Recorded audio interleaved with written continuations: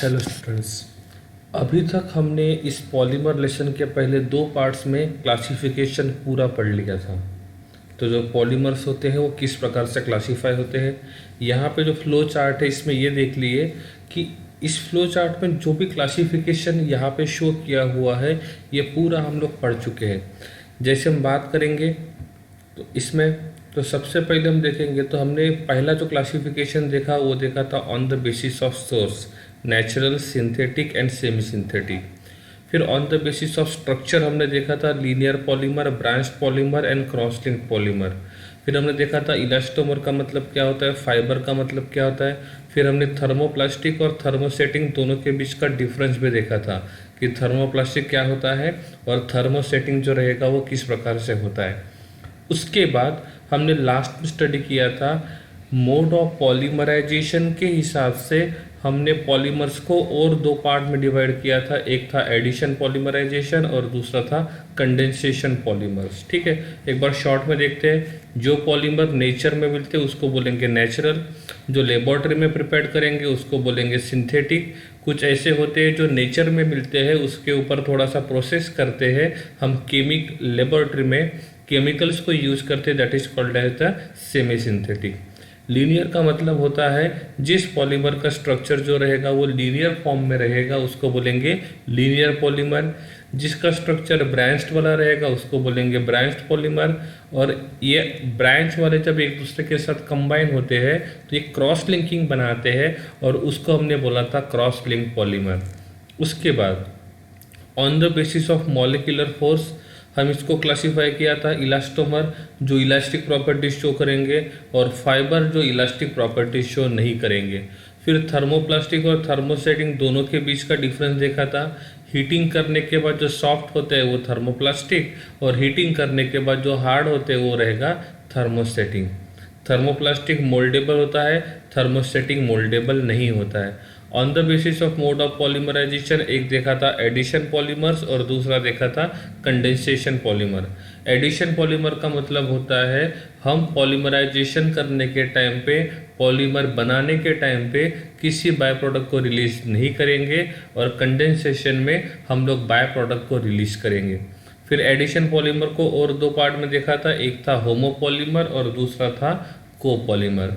उसके बाद addition polymerisation का मैकेनिज्म देखा था और यहाँ पे जो मैकेनिज्म हमने यूज़ किया था वो था फ्री रेडिकल मैकेनिज्म, जिसको 3 स्टेप में कंप्लीट किया था। चेन इनिशिएशन जहाँ पे हमने इनिशिएटर को यूज़ किया था। उसके बाद हमने सेकंड स्टेप देखा था उसका चेन प्रोपोगेशन जहाँ पे चेन का लेंथ बढ़ रहा था। और लास्ट स्टेप जो था वो था चेन टर्मिनेशन जहाँ पे हमने चेन की ग्रोथ को स्टॉप कर दिया था। ठीक है, अब आगे हम लोग देखेंगे डिफरेंट पॉलीमर्स के बारे में। यहाँ पे हमने इथिन से पॉलीइथिन कैसे बनता है ये ऑलरेडी पढ़ लिया है।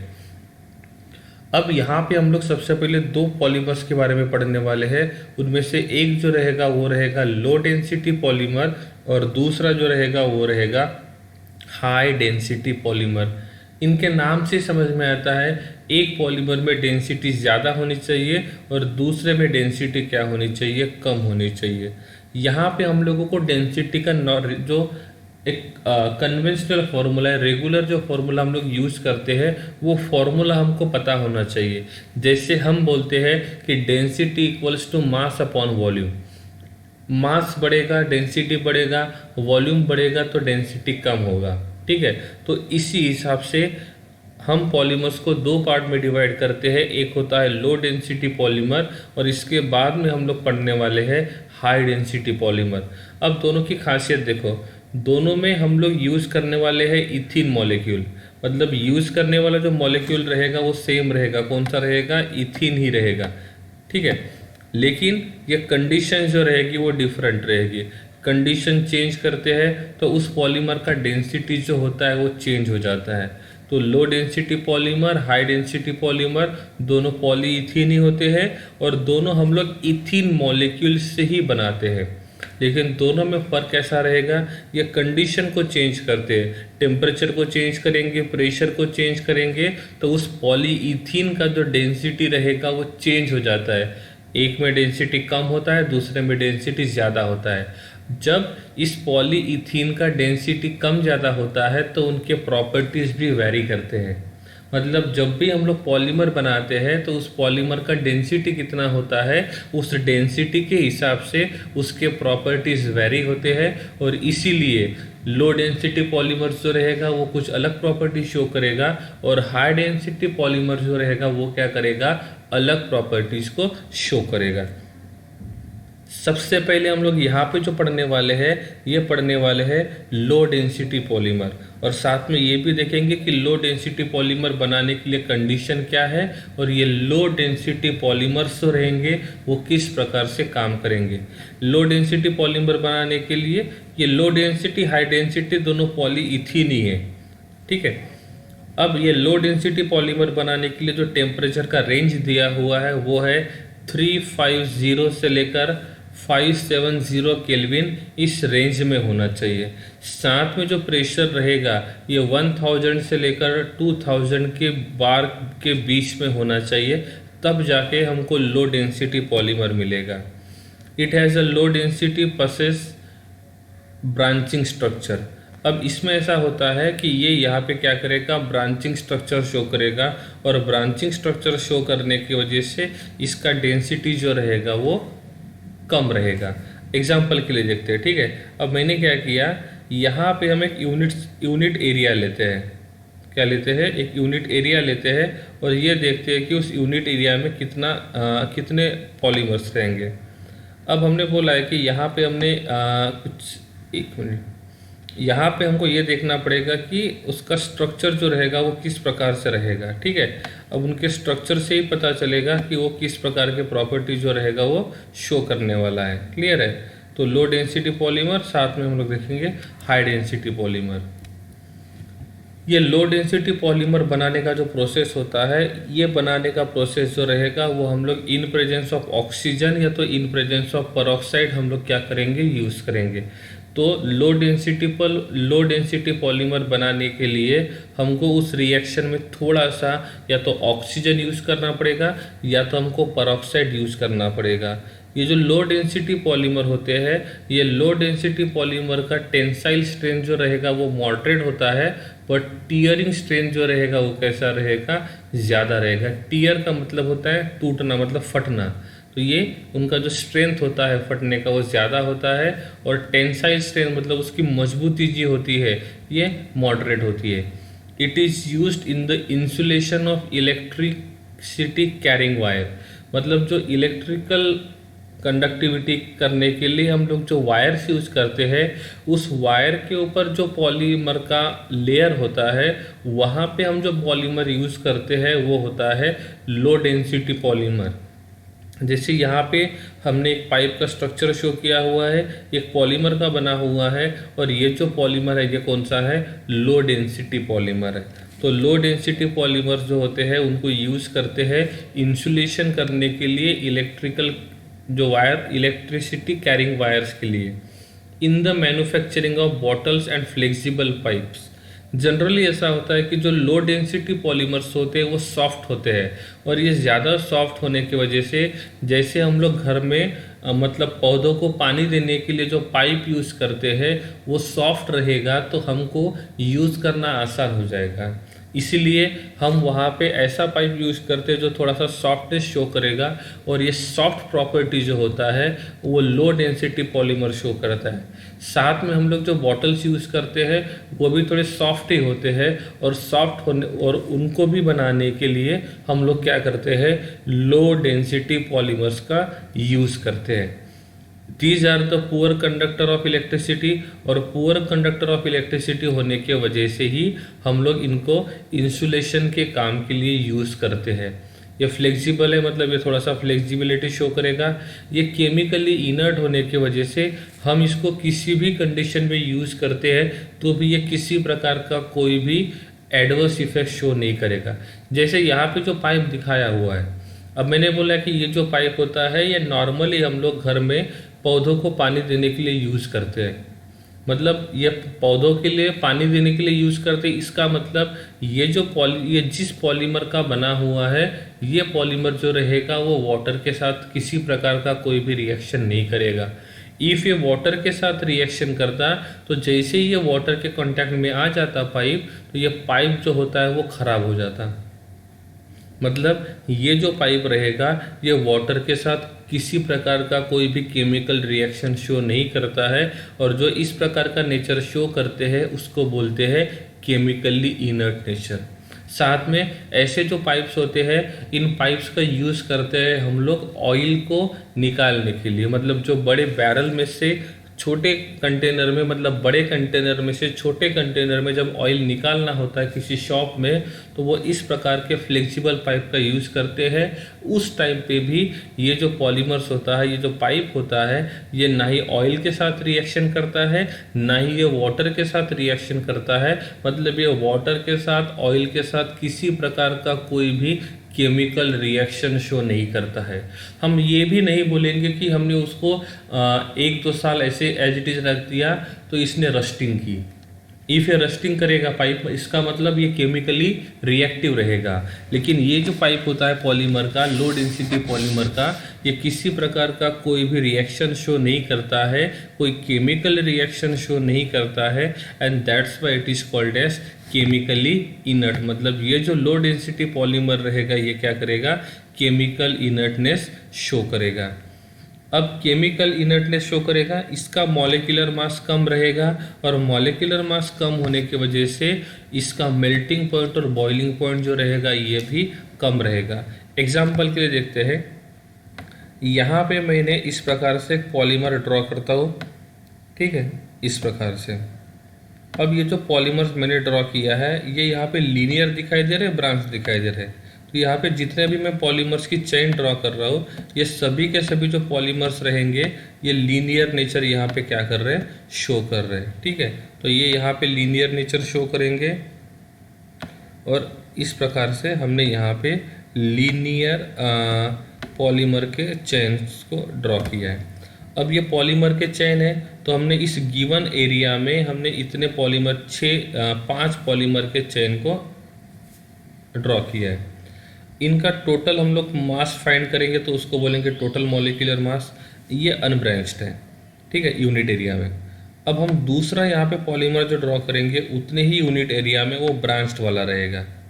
इस प्रकार से यहाँ पे ब्रांचेस है उसको, ठीक है। अब मैंने यहाँ पे दूसरा ड्रॉ किया ऐसे, और यहाँ पे ऐसे उसको ब्रांचेस है, ठीक है। अब देखो, हमने बोला कि दोनों का एरिया हम लोग सेम कंसीडर करते हैं, मतलब दोनों का वॉल्यूम जो रहेगा वो कैसा रहेगा, सेम रहेगा। हमारे लिए डेंसिटी का फॉर्मूला है density equals to mass upon volume. मतलब डेंसिटी का फॉर्मूला जो रहेगा वो रहेगा, यहाँ पे रहेगा m और साथ में अपॉन रहेगा v। तो जितना मॉलिक्यूलर मास ज़्यादा रहेगा उतना डेंसिटी ज़्यादा होना चाहिए। अब इस यूनिट एरिया में देखेंगे तो नंबर ऑफ पॉलीमर्स का क्वांटिटी ज़्यादा है, और उतने ही यूनिट एरिया में देखेंगे तो नंबर ऑफ पॉलीमर्स का क्वांटिटी कम है, क्योंकि ये अनब्रांच्ड होने की वजह से हम उसी यूनिट एरिया में ज़्यादा पॉलीमर मॉलिक्यूल को रख सकते हैं। लेकिन ये ब्रांच्ड होने की वजह से हम यहाँ पे ज़्यादा पॉलीमर के मॉलिक्यूल्स को नहीं रख सकते हैं। तो हम दोनों का वॉल्यूम कांस्टेंट रखेंगे। तो अब वॉल्यूम कांस्टेंट होने की वजह से इस वॉल्यूम का जो रहेगा वो डेंसिटी के ऊपर कोई इफेक्ट नहीं होगा। तो यहाँ पे जो इफेक्ट रहेगा वो किसका रहेगा, मास का। तो इस यूनिट एरिया में नंबर ऑफ पॉलीमर्स यूनिट ज़्यादा है, उतने ही यूनिट एरिया में नंबर ऑफ पॉलीमर्स की यूनिट कम है। पॉलीमर्स की यूनिट ज़्यादा रहेंगे तो उनका मॉलिक्यूलर मास ज़्यादा रहेगा, और जब मॉलिक्यूलर मास ज़्यादा रहेगा तो उसका डेंसिटी ज़्यादा रहेगा। उतने ही यूनिट एरिया में यहाँ पे ये ब्रांच स्ट्रक्चर होने की वजह से ये ज़्यादा पॉलीमर्स के यूनिट हम यहाँ पे नहीं रख सकते हैं। तो यहाँ पे नंबर ऑफ पॉलीमर्स का क्वांटिटी कम होने की वजह से उनका मास कम रहेगा, और जब मास कम रहेगा तो उनका डेंसिटी जो रहेगा वो भी क्या रहेगा, कम रहेगा। मतलब ये बन जाएगा लो डेंसिटी का एग्जाम्पल, और ये रहेगा हाई डेंसिटी का एग्जाम्पल। तो हाई डेंसिटी में जो पॉलीमर के चेन्स होते हैं वो एक दूसरे के ज़्यादा करीब होते हैं। यहाँ पे जो मेन जो चेन होता है उस मेन चेन के बीच में डिस्टेंस ज़्यादा रहेगा। डिस्टेंस ज़्यादा रहेगा तो फोर्स ऑफ अट्रैक्शन कम रहेगा, और फोर्स ऑफ अट्रैक्शन कम होने की वजह से ये थोड़ा सा फ्लेक्सिबिलिटी शो करता है। यहाँ पे ये पॉलीमर चेन के बीच के डिस्टेंस कम होने की वजह से उन पॉलीमर्स के बीच में जो रहेगा वो फोर्स ऑफ अट्रैक्शन ज़्यादा रहेगा। अब यहाँ पे जो मैं फोर्स ऑफ अट्रैक्शन की बात कर रहा हूँ तो मैं यहाँ पे बोल सकता हूँ कि इफ़ ये पॉलीथीन का बना हुआ है तो यहाँ पे जो फोर्स ऑफ अट्रैक्शन रहेगा वो कौन सा होना चाहिए? मेरे हिसाब से होना चाहिए इंड्यूस्ड डाइपोल, इंड्यूस्ड डाइपोल। ये हमने देखा था 11th में, ठीक है। तो यहाँ पे उन दो पॉलीमर चेन के बीच में डिस्टेंस कम है, तो induced dipole force of attraction ज़्यादा रहेगा, और फोर्स ऑफ अट्रैक्शन ज़्यादा रहेगा तो फ्लेक्सिबिलिटी थोड़ी कम रहेगी। हम ये नहीं बोल रहे कि फ्लेक्सिबिलिटी एकदम कम रहेगी, हम बोल रहे कि थोड़ी सी फ्लेक्सिबिलिटी कम रहेगी। यहाँ पे ये दो लीनियर चेन मतलब दो चेन के बीच का डिस्टेंस ज़्यादा है, तो यहाँ पे जो induced dipole force of attraction जो रहेगा वो कम रहेगा, और फोर्स ऑफ अट्रैक्शन कम होने की वजह से ये क्या करता है, फ्लेक्सिबल नेचर को क्या करेगा, शो करेगा। डिफरेंस समझ में आ गया? ये बन जाएगा हाई डेंसिटी, ये बन जाएगा लो डेंसिटी।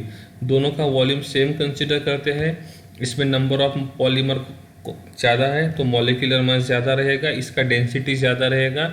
इसमें उसी गिवन एरिया में उतने ही गिवन एरिया में नंबर ऑफ पॉलीमर्स का क्वांटिटी कम होने की वजह से इसका डेंसिटी कम रहेगा, तो ये होगा लो डेंसिटी पॉलीमर। सो ये जो स्ट्रक्चर है ये लो डेंसिटी पॉलीमर का है, और ये जो स्ट्रक्चर रहेगा ये किसका रहेगा, हाई डेंसिटी पॉलीमर का रहेगा, ठीक है। यहाँ पे लो मॉलिक्यूलर मास और यहाँ पे क्या रहेगा, हाई मॉलिक्यूलर मास, और इसलिए यहाँ पे लिखा हुआ है कि इनका मॉलिक्यूलर मास कम रहेगा, और जब इनका मॉलिक्यूलर मास कम रहेगा तब इनका मेल्टिंग पॉइंट और बॉइलिंग पॉइंट जो रहेगा वो भी क्या रहेगा, कम ही रहेगा। तो ये होता है लो डेंसिटी पॉलीमर और हाई डेंसिटी पॉलीमर। यहाँ पे स्ट्रक्चर शो किया हुआ है, कैसा वो रिएक्शन करेगा। देखो ये सिंपल एक पॉलीमर का चेन है, जैसे हमने यहाँ पे जो चेन ड्रॉ किया था वो इस प्रकार का है। अब क्या हुआ, ये जो पॉलीइथीन का चेन है, इस पॉलीइथीन का चेन और यहाँ पे दूसरे पॉलीइथीन का चेन, ठीक है। अब ये जो पॉलीइथीन का दूसरा चेन है, अब देखो जो भी पॉलीइथीन का चेन रहेगा उसके टर्मिनल कार्बन के ऊपर मतलब कॉर्नर वाले कार्बन के ऊपर एक इलेक्ट्रॉन तो अनपेड रहेगा ही रहेगा, जैसे यहाँ पे होगा, ठीक है। अब इस कार्बन के पास जो अनपेड इलेक्ट्रॉन है, क्लियर, और एक इस कार्बन के पास अनपेड इलेक्ट्रॉन रहेगा, ठीक है ना। तो यहाँ पे हमने एक इलेक्ट्रॉन यहाँ पे रखा है, एक इलेक्ट्रॉन यहाँ पे, ठीक है, एक अनपेड इलेक्ट्रॉन यहाँ पे, और ये दूसरा अनपेड इलेक्ट्रॉन यहाँ पे वैकेंसी वाला। अब क्या होगा, ये इस कंडीशन की वजह से और ये पेरोक्साइड की वजह से, ये पेरोक्साइड जो होता है वो सिमेट्रिकल बॉन्ड ब्रेक करने में हेल्प करता है। तो यहाँ पे हमने जो पेरोक्साइड यूज़ किया था, ये पेरोक्साइड क्या करेगा, अब यहाँ पे सिमेट्रिकल बॉन्ड ब्रेक करने में हेल्प करेगा। तो ये कार्बन हाइड्रोजन के बीच का बॉन्ड हम लोग क्या करेंगे, सिमेट्रिकल तरीके से ब्रेक करेंगे। अब सिमेट्रिकल तरीके से ब्रेक करने के बाद अब एक रेडिकल जो रहेगा वो आएगा इस कार्बन के ऊपर, और एक रेडिकल जो रहेगा वो आएगा इस हाइड्रोजन के ऊपर। अब इस कार्बन के पास जो अनपेड इलेक्ट्रॉन है, ये कार्बन के पास वैकेंसी होने की वजह से ये कार्बन क्या करेगा, इस हाइड्रोजन के साथ बॉन्ड बनाएगा और वो बन जाएगा CH3। क्या बन जाएगा, CH3, जो ये इस प्रकार से। अब इस साइड में जो वैकेंसी है, अब देखो इस कार्बन के पास एक वैकेंसी है और इस कार्बन के पास एक वैकेंसी है, तो अब क्या करेगा, ये वैकेंसी वाला जो कार्बन रहेगा वो क्या करेगा, अब यहाँ से इस कार्बन के साथ बॉन्ड बनाएगा। ये अपर साइड से आएगा, मैंने लोअर साइड से शो किया है, तो ये इस प्रकार का यहाँ पे चेन बन जाएगा। तो ये जो स्ट्रक्चर शो किया था ये है, और यहाँ पे हमने जो यूज़ किया है यहाँ पे रहेगा इस प्रकार से स्ट्रक्चर।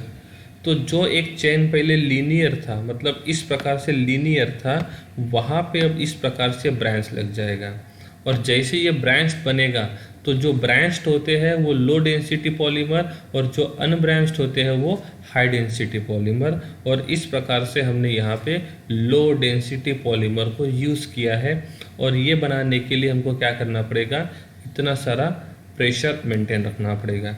अब इतना ज़्यादा प्रेशर क्यों मेंटेन रखते हैं, क्योंकि जब टेम्परेचर इतना ज़्यादा करेंगे तो टेम्परेचर ज़्यादा होने की वजह से ये पॉलीमर के जो मॉलिक्यूल्स रहेंगे ये डीकम्पोजिशन शो करेंगे, तो उनका डीकम्पोजिशन नहीं होना चाहिए, इसीलिए उस डीकम्पोजिशन को रोकने के लिए हमने यहाँ पे प्रेशर को बहुत ज़्यादा रख दिया। क्लियर। तो ये रहेगा लो डेंसिटी पॉलीमर्स के बारे में। और यहाँ पे हमने जो मैकेनिज्म देखा वो है फ्री रेडिकल मैकेनिज्म के थ्रू हमने क्या किया है, इस लो डेंसिटी पॉलीमर का प्रिपरेशन किया है। ठीक है, नेक्स्ट देखेंगे हाई डेंसिटी पॉलीमर। देखो लो डेंसिटी पॉलीमर में 350 से लेकर 570 केल्विन के बीच में टेम्परेचर था और प्रेशर कितना था 1000 से लेकर 2000 बार के बीच में। अब हाई डेंसिटी पॉलीमर में टेम्परेचर कम हो गया और टेम्परेचर है 333 से लेकर 343 केल्विन के बीच में, साथ में प्रेशर जो रहेगा वो कितना रहेगा 6 to 7 बार। इसमें प्रेशर कितना था 1000 से 2000 के बीच में। ये तो ब्रांच्ड वाला था, सिंपल सी बात है। ये कैसा होना चाहिए, अनब्रांच्ड होना चाहिए। It has a high density due to close packing. अब देखो यहाँ पे पास में है मतलब पैकिंग एफिशिएंसी ज़्यादा है, ये हमने सॉलिड स्टेट में देखा था। ये दूर दूर है मतलब यहाँ पे एम्प्टी स्पेस ज़्यादा है, वॉइड स्पेस ज़्यादा है, और वॉइड स्पेस ज़्यादा होने की वजह से इनका पैकिंग एफिशिएंसी कम रहेगा। यहाँ पे वॉइड स्पेस कम है, फ्री स्पेस कम है, मतलब इसका पैकिंग एफिशिएंसी ज़्यादा है, क्लोजली पैक्ड है।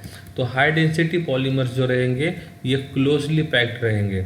क्लोजली पैक्ड रहेंगे, फोर्स ऑफ अट्रैक्शन ज़्यादा रहेगा, तो ये हार्डनेस शो करेंगे, मतलब ये हार्ड नेचर शो करेंगे। साथ में ये थर्मोप्लास्टिक का काम करते हैं। थर्मोप्लास्टिक का मतलब जिस पॉलीमर को हीट करने के बाद वो सॉफ्ट बन जाता है उसको बोलते हैं thermoplastic. It has more molecules, हो तो हमने इसके पहले वाले में देखा था कि इनके पास नंबर ऑफ मॉलिक्यूल्स जो रहेंगे वो कैसे रहेंगे, ज़्यादा रहेंगे गिवन एरिया में। It is also chemically inert and more tougher and harder. ये ज़्यादा टफ है, ज़्यादा हार्ड है। साथ में जैसे लो डेंसिटी पॉलीमर ने केमिकली कोई रिएक्शन शो नहीं किया था, वैसे ही ये हाई डेंसिटी पॉलीमर जो रहेगा ये भी केमिकली इनर्ट ही रहेगा, किसी प्रकार से कोई रिएक्शन शो नहीं करेगा। Use to prepare the unbreakable instrument. जो अनब्रेकेबल इंस्ट्रूमेंट होते हैं, जो ज़्यादा हार्ड इंस्ट्रूमेंट होते हैं, उन हार्ड इंस्ट्रूमेंट को बनाने के लिए हम लोग हाई डेंसिटी पॉलीमर का यूज़ करते हैं। It is used for the making containers, house wires, bottles, electrical insulation. तो इस प्रकार से हार्ड जो जैसे पानी की जो बॉटल होती है, जो हम लोग पानी की जो बॉटल लेते हैं, वो पानी का जो बॉटल होता है वो थोड़ा सा हार्ड होता है। ये देखो यहाँ पे जो वाटर बॉटल लिखा हुआ है ये बड़ा वाला कंटेनर होता है, और जो छोटी वाली सॉफ्ट वाली वाटर बॉटल आती है वो लो डेंसिटी पॉलीमर की, और जो थोड़ी सी हार्ड वाली जो वाटर बॉटल आती है वो होता है हाई डेंसिटी पॉलीमर्स। ठीक है, तो इनको बनाने के लिए हम लोग हाई डेंसिटी पॉलीमर्स को यूज़ करते हैं। और ये जैसे हमने लो डेंसिटी पॉलीमर्स के लिए उस रिएक्शन को हमने किसके प्रेजेंस में किया था, या तो ऑक्सीजन के प्रेजेंस में या तो पेरोक्साइड के प्रेजेंस में, वैसे ही हाई डेंसिटी पॉलीमर्स को बनाने के लिए हम यूज़ करेंगे TiCl4 titanium tetrachloride with AlC2H5/3 try ethyl aluminium. ये जो रहेगा ये रहेगा एज अ कैटालिस्ट करके, और इस कैटालिस्ट को हम लोग यूज़ करेंगे किसके लिए, हाई डेंसिटी पॉलीमर्स को बनाने के लिए। हमारा नेक्स्ट जो पॉलीमर रहेगा वो रहेगा पॉलीएक्रिलोनाइट्राइल। इस पॉलीएक्रिलोनाइट्राइल को शॉर्ट में हम बोलते हैं pan. P stand for poly, A stand for acrylo, N stand for nitrile. Nitrile जो होता है वो साइनाइड ग्रुप की वजह से नाम आता है, तो सिंपल सी बात है यहाँ पे क्या होना चाहिए, साइनाइड ग्रुप प्रेजेंट होना चाहिए। क्लियर है। अब यहाँ पे एक्रिलोनाइट्राइल का स्ट्रक्चर दिया हुआ है CH2 double bond CH attach to CN। ठीक है, तो इस प्रकार से यहाँ पे ये एक्रिलोनाइट्राइल दिया हुआ है। इसको हम लोग बोल सकते हैं विनाइल साइनाइड, क्योंकि विनिलिक पोजीशन पे साइनाइड प्रेजेंट है, और ये क्या करेगा, फ्री रेडिकल पॉलीमराइजेशन शो करेगा। तो अब क्या करेंगे, ऐसे n नंबर ऑफ मोनोमर्स रहेंगे, तो सबसे पहले इस कार्बन कार्बन के बीच का बॉन्ड ब्रेक करेंगे, तो इस कार्बन के पास आएगा एक अनपेड इलेक्ट्रॉन और इस कार्बन के पास आएगा एक अनपेड इलेक्ट्रॉन। अब क्या होगा, ऐसा ही दूसरा मॉलिक्यूल भी प्रेजेंट रहेगा, तो ये क्या करेगा, इधर एक मॉलिक्यूल के साथ बॉन्ड बनाएगा, ये इधर क्या करेगा, दूसरे मॉलिक्यूल के साथ बॉन्ड बनाएगा, और इस प्रकार से हम n number of acrylonitrile monomer को यूज़ करेंगे, और n नंबर ऑफ एक्रिलोनाइट्राइल को यूज़ करने के बाद ये यहाँ पे क्या करेगा, एक पॉली एक्रिलोनाइट्राइल बनाएगा। कौन सा मैकेनिज्म शो करेगा, फ्री रेडिकल मैकेनिज्म। कैसे रिएक्शन हुआ, यहाँ पे एक मोनोमर है, यहाँ पे हमने दूसरा मोनोमर यूज़ किया, इस मोनोमर में फ्री रेडिकल बॉन्ड मतलब सिमेट्रिकल बॉन्ड फिजन किया, दोनों कार्बन के पास एक एक अनपेड इलेक्ट्रॉन आ गया। ऐसे ही दूसरे मोनोमर के पास भी जाएंगे, उनके पास भी उन कार्बन के पास अनपेड इलेक्ट्रॉन्स रहेंगे, तो यहाँ का अनपेड इलेक्ट्रॉन क्या करेगा, उसके अनपेड इलेक्ट्रॉन के साथ बॉन्ड बनाएगा, और इस प्रकार से ये यहाँ पे पॉली एक्रिलोनाइट्राइल को प्रिपेयर करेंगे। ठीक है, तो पॉली एक्रिलोनाइट्राइल को शॉर्ट में हम बोलते हैं pan. It is a branched polymer but behave like a linear polymer. मतलब ये जो रहेगा यहाँ पे कार्बन साइड में होने की वजह से एक ब्रांच पॉलीमर जैसे ये स्ट्रक्चर शो करता है, बट इसके प्रॉपर्टीज जो होते हैं वो किसके जैसे होते हैं, लीनियर पॉलीमर के जैसे। ये जो पॉली एक्रिलोनाइट्राइल है ये थर्मोप्लास्टिक नेचर क्या करेगा, शो करेगा। हीटिंग करेंगे तो ये थोड़ा सॉफ्ट हो जाएगा। इट इज अ सिंथेटिक ऊल।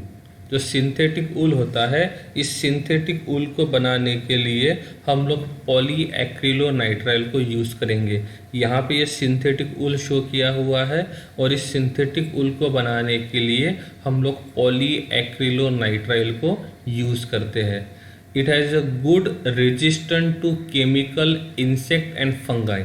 मतलब जो इंसेक्ट होते हैं, केमिकल्स और फंगी जो होती है, उनका इस ऊल के ऊपर, सिंथेटिक ऊल के ऊपर, इस पैन के ऊपर किसी प्रकार का कोई भी इफेक्ट नहीं होता है, और इसीलिए इसको हम लोग बहुत ज़्यादा जगह यूज़ कर सकते हैं। ठीक है, तो ये जो होता है polyacrylonitrile, it show the good resistant to chemical, insect and fungi. ठीक है, ये किसके बारे में हम पढ़ रहे थे, ये पढ़ रहे थे हम लोग पॉली एक्रिलोनाइट्राइल, जिसको हम शॉर्ट में बोलेंगे पैन। नेक्स्ट वाला जो रहेगा वो रहेगा टेफ्लॉन। टेफ्लॉन को हम दूसरा नाम देते हैं पॉलीटेट्राफ्लूरोइथीन। ठीक है, अब देख लेते हैं पहले ये टेफ्लॉन का रिएक्शन कैसे होता है। ठीक है, हम यहाँ पे सिमेट्रिकल मैकेनिज्म के हिसाब से जा सकते हैं। अब इस एक मोनोमर यहाँ पे है, इसमें सिमेट्रिकल बॉन्ड फिजन कर दिया, तो दोनों कार्बन के पास एक एक अनपेड इलेक्ट्रॉन आ गया, तो दोनों टर्मिनल कार्बन के पास एक एक वैकेंसी है।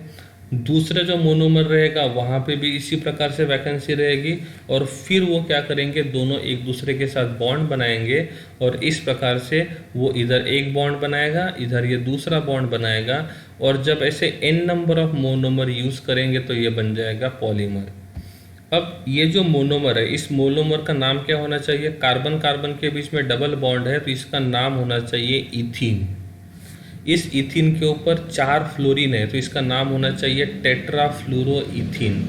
हम यहाँ पे पोजीशन नहीं बताएंगे तो भी चलेगा, क्योंकि जब कार्बन कार्बन के बीच में डबल बॉन्ड है और वहाँ पे 2 ही कार्बन है और उस 2 कार्बन के साथ 4 फ्लोरीन है, तो सिंपल सी बात है, लेफ्ट साइड वाले कार्बन के पास 2 फ्लोरीन रहेंगे और राइट साइड वाले कार्बन के पास 2 फ्लोरीन रहेंगे, इसलिए यहाँ पे पोजीशन शो करने की ज़रूरत नहीं है। तो जब यहाँ पे एक ही मोनोमर यूज़ करेंगे तो उसका नाम रहेगा टेट्राफ्लूरोइथीन। जब 2 मोनोमर एक दूसरे के साथ बॉन्ड बनाएंगे तो उसका नाम रहेगा डाई टेट्राफ्लूरोइथीन। ऐसे 3 मोनोमर जब एक दूसरे के साथ बॉन्ड बनाएंगे तो उसका नाम रहेगा, क्या रहेगा, ट्राई टेट्राफ्लूरोइथीन। और जब ऐसे n number of monomer use करेंगे तो उसका नाम रहेगा पॉली टेट्राफ्लूरोइथीन।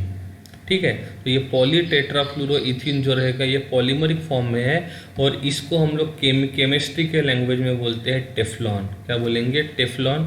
तो Teflon is a chemical name, जो हम लोग इस केमिकल नेम से अच्छा हम इसको इंडस्ट्रियल नेम बोल सकते हैं। तो इंडस्ट्री में या तो कमर्शियली इस पॉली टेट्राफ्लूरोइथीन को हम टेफ्लॉन के नाम से जानते हैं। टेफ्लॉन जो होता है इसके बारे में मैंने आपको स्टार्टिंग में बताया था कि जो गैस के पाइप होते हैं, या तो वाटर के जो पाइप होते हैं, जब उस पाइप को हम लोग एक दूसरे के साथ ज्वाइन करते हैं, जैसे घर में हम लोग पानी के पाइप की फिटिंग करते हैं या तो गैस पाइप की फिटिंग करते हैं, तो उनके बीच में किसी प्रकार का कोई गैप नहीं होना चाहिए, वहाँ से कोई लीकेज नहीं होना चाहिए। इसीलिए हम लोग क्या करते हैं, इस टेफ्लॉन टेप को यूज़ करते हैं। साथ में ये गैस्केट, वाइसर जिसको बोलते हैं गैस्केट, जैसे हम लोग नट बोल्ट को लगाते हैं तो उनके बीच में ज़्यादा दिनों तक वो नट बोल्ट जब एक दूसरे के कांटेक्ट में रहेंगे तो वो क्या करते हैं, सरफेस के साथ रिएक्शन करके वो वहाँ पे जॉइंट हो जाते हैं। तो वहाँ पे उनके गैप को कम करने के लिए हम वाइसर को यूज करते हैं। वाइसर या तो गैस्केट, ये दोनों नाम से हम बोल सकते हैं, ठीक है। ये जो पैन होता है नॉन स्टिकी पैन, उस नॉन स्टिकी पैन के ऊपर का जो अपर साइड का जो लेयर होता है, उस लेयर को बनाने के लिए, मतलब यहाँ पे जो नॉन स्टिकी जो लेयर होता है, उस लेयर को बनाने के लिए हम लोग पॉलीटेट्राफ्लूरोइथीन को यूज़ करते हैं, जिसको हम लोग कमर्शियली जानते हैं टेफ्लॉन के नाम से। ये यहाँ पे फ्री रेडिकल मैकेनिज्म शो करेगा, और ये जब फ्री रेडिकल मैकेनिज्म शो करेगा उस टाइम पे हम पर सल्फेट कैटालिस्ट को यूज़ करेंगे। अब सल्फेट तो आपको पता ही है, यहाँ पे पर लिखा हुआ है, मतलब यहाँ पे परऑक्साइड बॉन्ड क्या होना चाहिए, प्रेजेंट होना चाहिए। मतलब हम यहाँ पे परऑक्साइड को यूज़ करेंगे एज अ कैटालिस्ट करके या एज अ इनिशिएटर करके, जो इस रिएक्शन को क्या करेगा, इनिशिएट करने में क्या करेगा, हेल्प करेगा। और इस रिएक्शन के लिए प्रेशर हमको ज़्यादा रखना पड़ेगा। Resistant to attack by corrosive reagent. अब करोजन करने का जो काम होता है, ऑक्सीजन जब वाटर के कांटेक्ट में आता है, एसिडिक वाटर के कांटेक्ट में आता है, तो वो मेटल के सरफेस को रस्ट करने का काम करता है, करोजन करने का काम करता है। तो जैसे यहाँ पे जो पैन है, इस पैन का जो अपर साइड का लेयर होता है, जो मेटल का बना हुआ है, पूरा का पूरा पैन जब मेटल का बनता है, तो उस मेटल को जब हम बार बार वॉश करते हैं तो वो वाटर के कांटेक्ट में आता है, एसिडिक वाटर के कांटेक्ट में आता है, ठीक है। तो उसके वजह से वो पैन का जो सरफेस होता है वो धीरे धीरे करोजिव रिएक्शन शो करता है, करोजन शो करता है, रस्टिंग शो करता है। करोजन का मतलब होता है किसी भी मेटल को खराब करना। मतलब मेटल, नॉर्मली जो मेटल होता है उसका सरफेस जब खराब होना शुरू हो जाता है किसी केमिकल रिएक्शन की वजह से, तो उसको बोलते हैं हम लोग करोजन। और जब ये करोजन, जब आयरन के बारे में हम लोग बोलते हैं तब उनके लिए वर्ड यूज़ करते हैं रस्टिंग। तो rusting is a specific word for iron. Corrosion जो रहेगा वो रस्टिंग जैसे ही होता है, लेकिन करोजन जो रहेगा वो सभी मेटल के लिए एक जनरल कंसेप्ट है।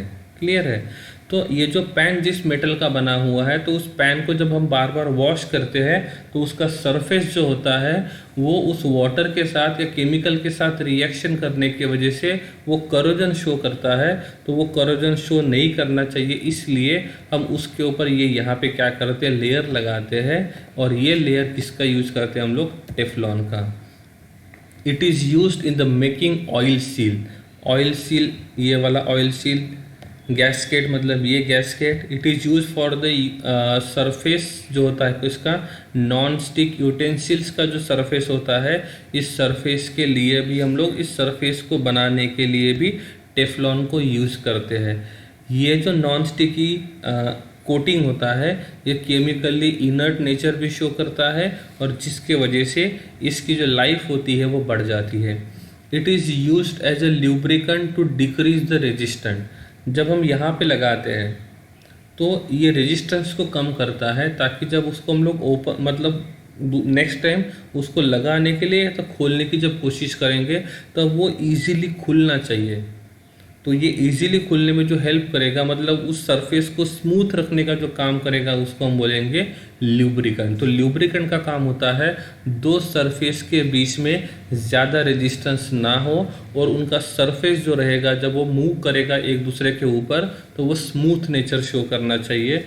और इसीलिए हम लोग यहाँ पे इस टेफ्लॉन को यूज़ करेंगे। So this is about the Teflon. इसको बनाने के लिए हमने यूज़ किया टेट्राफ्लूरोइथीन। फ्री रेडिकल मैकेनिज्म शो करेगा, पॉलीटेट्राफ्लूरोइथीन बनाएगा, जिसको कमर्शियली हम लोग जानते हैं टेफ्लॉन के नाम से। ठीक है। हमारा नेक्स्ट वाला जो पॉलीमर रहेगा ये रहेगा पॉलीविनाइल क्लोराइड, जिसको शॉर्ट में हम बोलते हैं पीवीसी।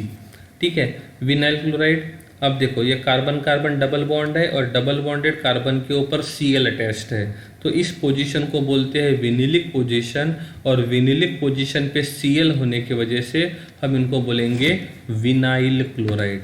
तो विनाइल क्लोराइड क्यों बोला? क्योंकि विनिलिक पोजीशन जो है उस विनिलिक पोजीशन पे कौन प्रेजेंट है? यहाँ पे क्लोरीन प्रेजेंट है।